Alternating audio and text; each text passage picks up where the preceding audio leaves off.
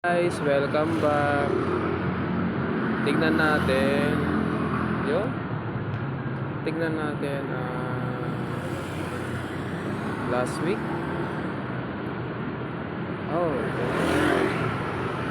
29 dating I have profit $29 last week. Ang liit, no? Ang liit. Ang liit siya. Dami mong negative din. May mga negative din ako, guys.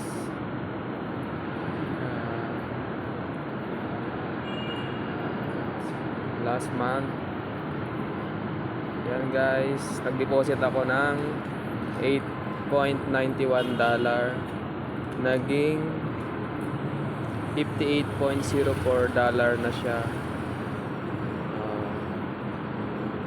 Nag-profit ako ng $49.13 in 1 month. Yan ang 1 month.